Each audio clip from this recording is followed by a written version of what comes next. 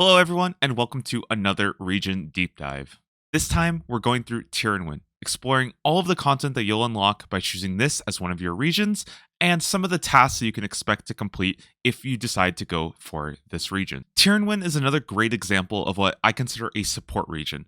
It's not really eye-popping in that you build your entire path around this, and this is like the first thing you want to do, but it serves as like a complement to some of your other regions that have more impactful decisions. So while it may not be as popular as some of the other big choices, I really hope you at least consider Tirannwn in your route. Tirannwn is definitely on the smaller side, but that doesn't mean that it's devoid of content. Of course, you'll have full access to the city of Priffdinas, which is pretty incredible considering that the requirements to get here on the main game are quite steep. A large chunk of this video will actually be exploring all that Priff has to offer, but let's just quickly touch on the other stuff. Now, the rest of Tirannwn is mostly lacking in content. In fact, it's actually a bit annoying trying to get through all the traps. So you're definitely going to want to get yourself a teleport crystal as soon as possible so you can get to either Priff or Lletya. This is one of the other places that you can get to. And in the south portion, you'll have access to Zulrah and the Poison Waste, where you'll be fighting Zulrah, of course. In addition, Tirannwn does include the Underground Pass, meaning if you intended on getting an Iban staff from Kandarin, you would also need access to Tirannwn. And also included is the Temple of Light. This is where you'd be crafting death runes. And because death runes do require Morning's End Part 2, if you wanted to craft death runes through the Guardians of the Rift minigame, you would need Tirannwn unlocked. Now, the major quest unlock for Tirannwn is going to be Song of the Elves, one of the harder quests in the game with one of the steeper requirements. Now, most of the elf storyline does take place in Tirannwn, so you're not going to have too many quests to complete here. But I did want to mention that Waterfall quest is a prerequisite, so if you did want to get the experience from that, make sure to go to Kandarin first. Unlocking Tirannwn will give you access to a number of Slayer tasks, most of which can be found in the Ireward Slayer dungeon just under Priffdinas. This includes Bloodvelds, Dark Beasts, Elves, Kurasks, which drop the Leaf-Bladed Axe, a great weapon for melee builds, although you may not want to go melee if you're going Tirannwn, and you'll see why very soon. And you'll also get Necreals and Water Fiends. And surprisingly, this is actually a pretty good list of tasks. Although with something like the Necreals, you may want to consider also having Karen unlocked so that you can actually do your Necreals task over in the Catacombs of Karen, where it's multi-combat. Now, the best way I can describe Tirannwn is that it's a very bizarre zone. You're not really supposed to get here early. You typically unlock Priffdinas well into the mid-game, and as such, the tasks available here are also quite difficult relative to the other regions. Just looking at the task from the previous Trailblazer League, even the Tirannwn mediums are significantly harder and have pretty tough requirements. So this is definitely not a zone that I would choose first. You may want to choose the second or third just so you have an easier time getting tasks completed in the early game. That being said, Priff is a really good city. There's a lot of like really good skilling options that you can do here that you're not really supposed to have access to at such a low level. For example, you have the closest sandpit to a bank and one of the closest anvils and furnaces to a bank as well. So you can definitely come up with some interesting plans if you do choose to go here early. And if I'm being honest, when it comes to Tirannwn, the discussion doesn't start with a boss or with a quest, but actually one specific item, the BoFA. So the Bow of Ferdinand, or the BoFA for short, this item is crazy in ranged builds. And if I made this video a week ago, it would be completely different because the ranged meta has really been kind of turned upside down with the announcement of the ranged relic. And while you can check out the full announcement, I do have a video about that. The key thing to note is that 4-tick weapons like the BoFA are sped up to 2-tick. But also 5-tick weapons, like a rune crossbow, are also sped up to 2-tick. And this means that while the BoFA is a crazy strong weapon, in many cases, even a rune crossbow will manage to out DPS it.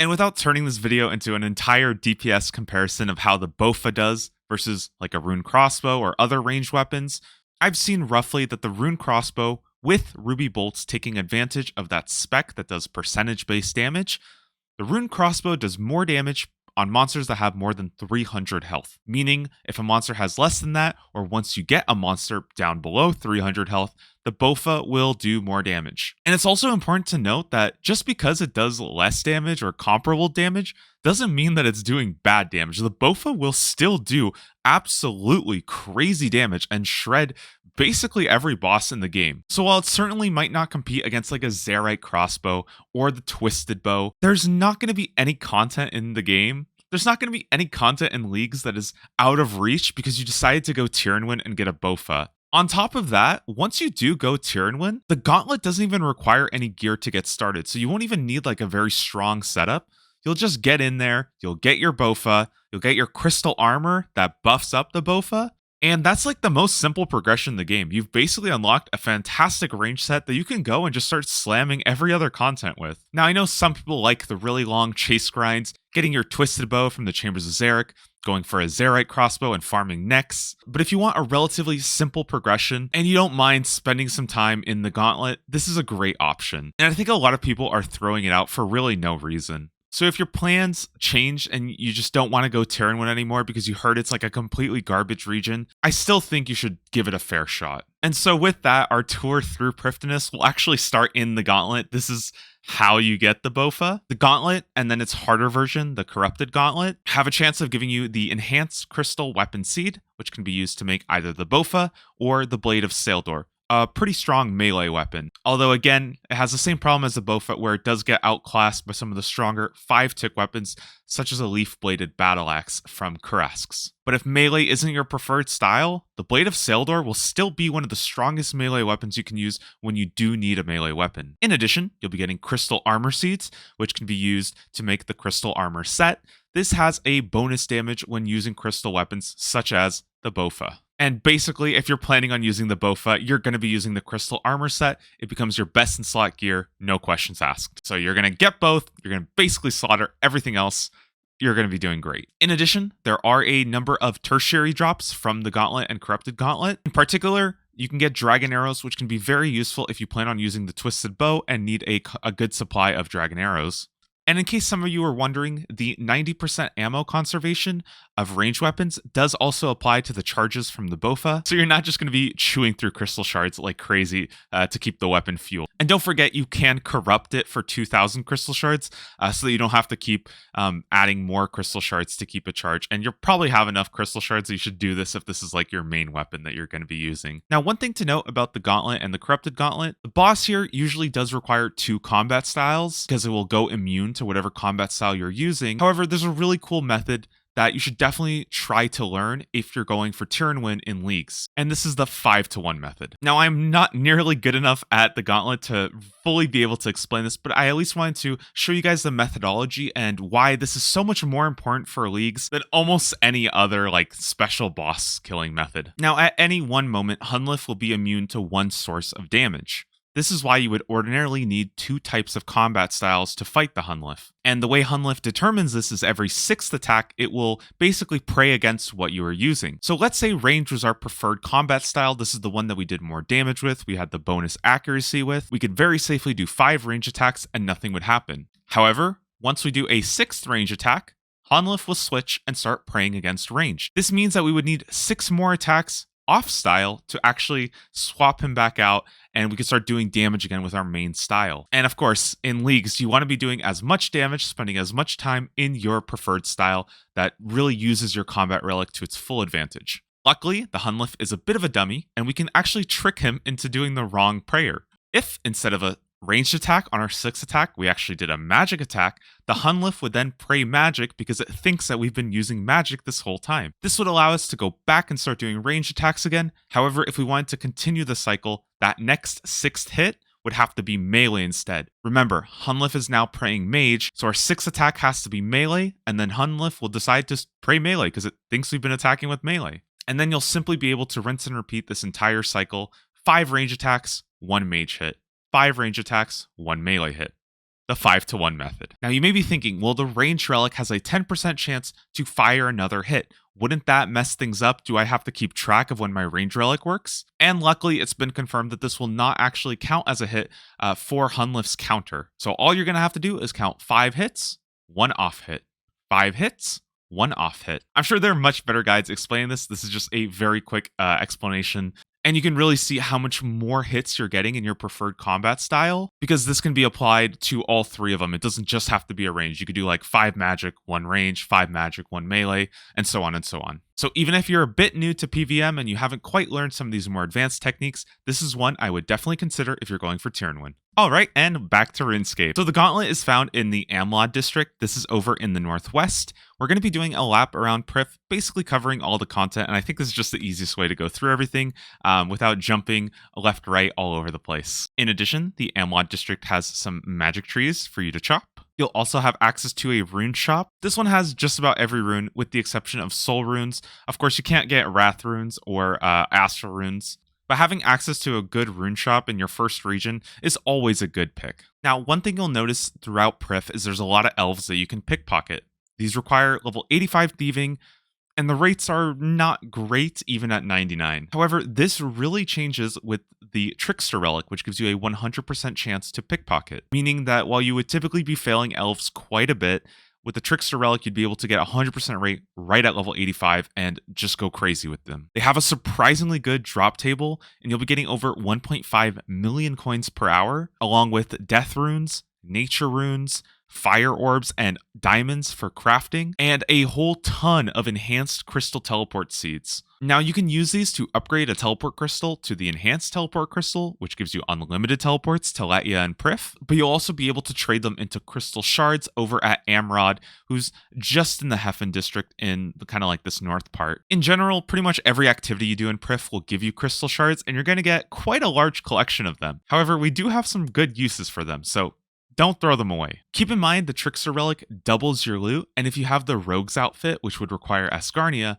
that's going to also double your loot again, giving you 4 times the loot. So what I just mentioned about 1.5 million coins, that goes up to 3 million if you also had the Rogue's outfit. So yeah, pickpocketing elves gets a lot better with Trickster Relic. You should definitely consider that if you're choosing this as your region. I talked about that sand pit earlier, and you can find it right here. It's very close to the bank in the Heffen area. So if you're trying to do like some early glass blowing, this can be a great option to actually get your sand. Although you can also buy it from traders if you have an easy way of getting to them and banking your stuff after. Now, the Priffdinas agility course does require level 75 agility. Again, this is one of the weird parts about unlocking Priff so early if you choose to go here, is that some of the requirements expect you to have 70 just to get here. So you're not going to be able to do this right away. But this course does offer rates just short of the Arty course. So although it doesn't give marks of grace if you do need those, it does give some pretty decent experience. There's also occasional portals that will speed this up for you as well, so just keep an eye on those just to make it a little bit faster. Now, one thing to know about the Priff Agility course is that in the previous leagues, there wasn't actually any tasks based around completing a certain amount of laps. So while you might have something like complete 100 laps of this course, that didn't really exist for the Priffdinas course. Instead, it was based on how fast you completed it, which really just meant as long as you were clicking fast and you got a portal to cheat you through a little bit faster, you could unlock all those points very fast within only a couple of laps done. Meaning if you have some other way of training agility, you don't really have to spend that much time actually training through the Priff course. So for example, if you had the Trickster Relic that let you train your agility passively while just running, you wouldn't have to spend a lot of time at all actually doing this course. You could just do the task for it and then get the rest of your agility experience through the boots that you get from the Trickster Relic. Now, moving on into the Mailer District, there is a spirit tree here. Normally, you would need Kandarin unlocked to be able to travel between all the spirit trees, but there may be some relic that allows you to transport to fairy rings and spirit trees. Moving on to the Chris District, there are a number of teak and mahogany logs, while you just have a bunny attacking you, but you can do this completely normally. You could just chop teaks and mahoganies as you would without any kind of tick manipulation. These guys are really convenient because they happen to be very close to a sawmill operator if you want to turn them into planks and then bank them through a number of different methods using some of the relics that you may have. So this is, of course, a great way of training your construction. You'll be able to chop them, turn them into planks, and throw them into a bank. Additionally, the district comes with an allotment patch, although there is no herb patch, and there's also a crystal tree patch, which is unique to Priffdinas. Planting a crystal tree will require a crystal acorn, which you can get in a number of ways inside of Priff. First off, you can trade crystal seeds over to Pennant, who will give you crystal acorns to plant. Upstairs in the Tower of Voices, right in the middle, you'll be able to access the Elven Crystal Chest, which uses enhanced crystal keys. This is better than the crystal chest in Taverley, although you do have to use some crystal shards to actually upgrade your crystal keys. This is a great way of getting uncut dragonstones if you need those, and in the past there's also been a task to get dragonstone armor, which is a very rare drop from the Elven Crystal chest, so good luck getting that. Finally, while you're in Priff, keep an eye out for crystal implings, as these also have a chance to give you a crystal acorn. Crystal implings have a number of good drops, but they also give you the Elven Signet. This gives you a 10% chance to not use any charges while using crystal weapons, except for the BoFA and the blade. It will not work for those.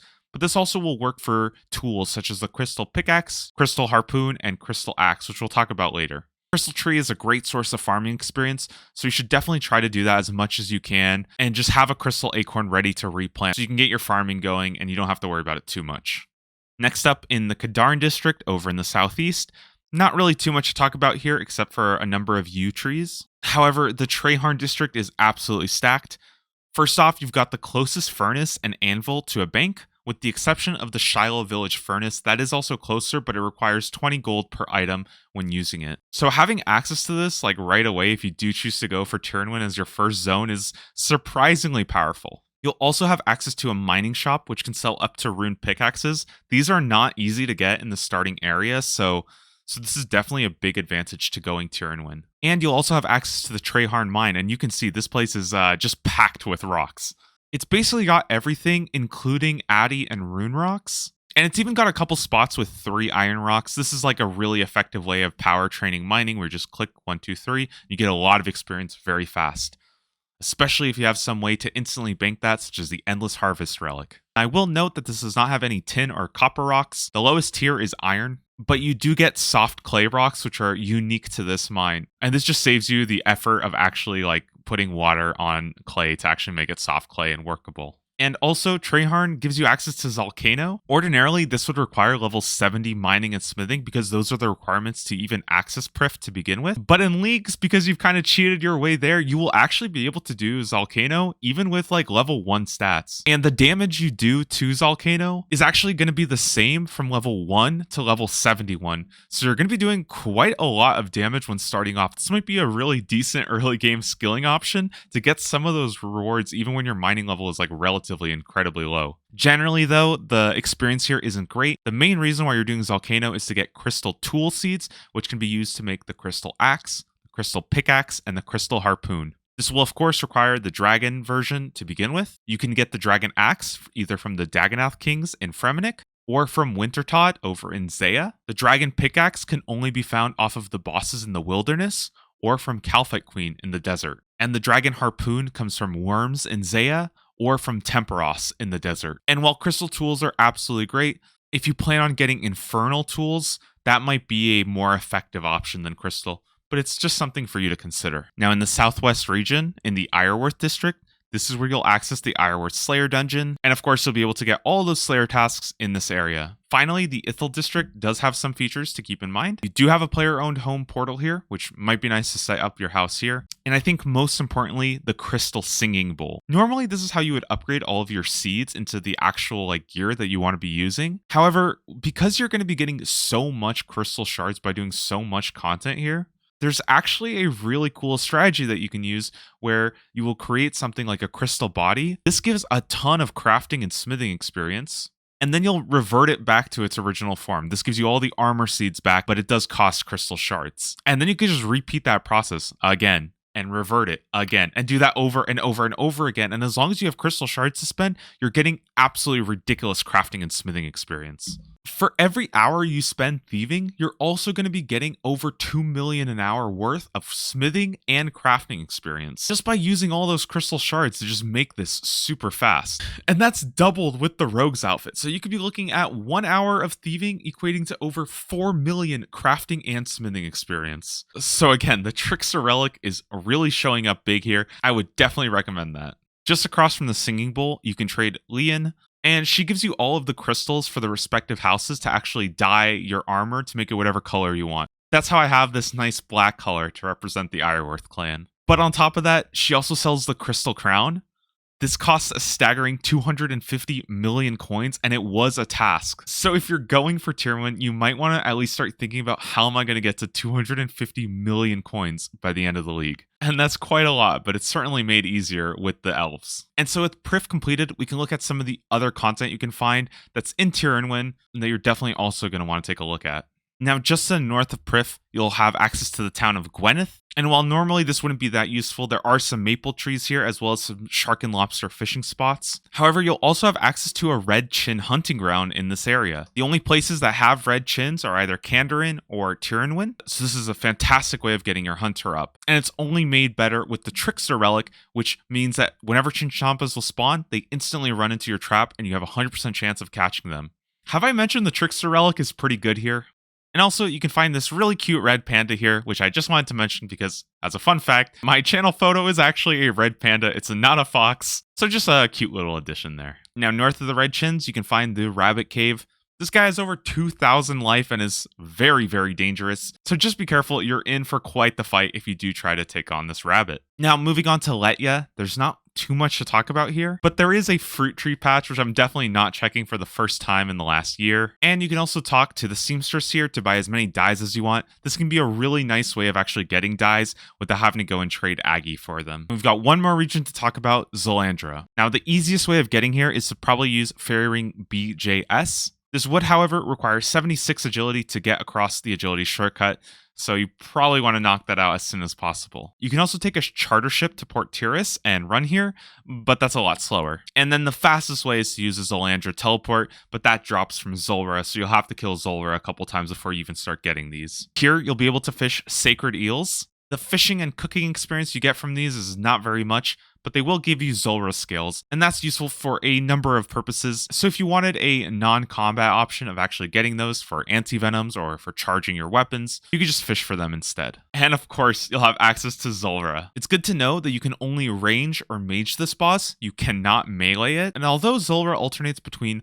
forms that are sensitive to magic and forms that are sensitive to range, with all of the bonus accuracy and bonus damage you have with one style, it's probably going to be what you want to just use throughout the entire fight. Zulrah's drops include the Tanzanite Fang, which is used to make the blowpipe. With the range relic, this will be attacking every one tick, so it's an absolute machine gun. It's a lot of fun to use, and against monsters that have a very, very low defense, it may even be your absolute best in slot weapon. You'll also get the Magic Fang, which can be used to make the Trident of the Swamp, an upgrade from the Trident of the Seas, which would require Kandarin.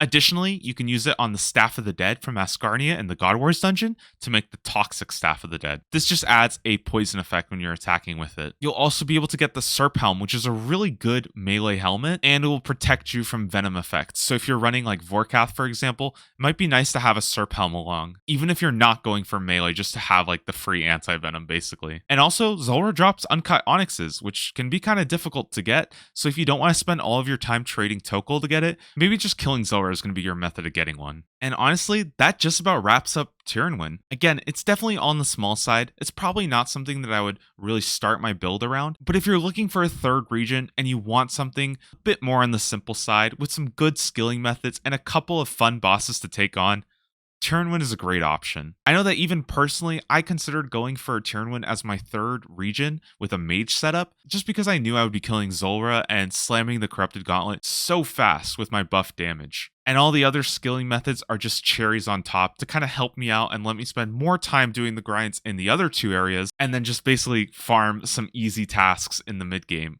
when I get here. Thanks again for watching, guys. These deep dives do take me quite a bit of time to come up with, but I am trying to get them all done. Kandarin will be coming next, and that is a very big one. I know it's been very, very anticipated, and I'm really excited to get working on it. I hope that these have been helpful for you when picking your regions, and even if you know you're not going to pick the region, at least you can point to exactly why the region is garbage. So thank you guys for watching, and I'll see you in the next video.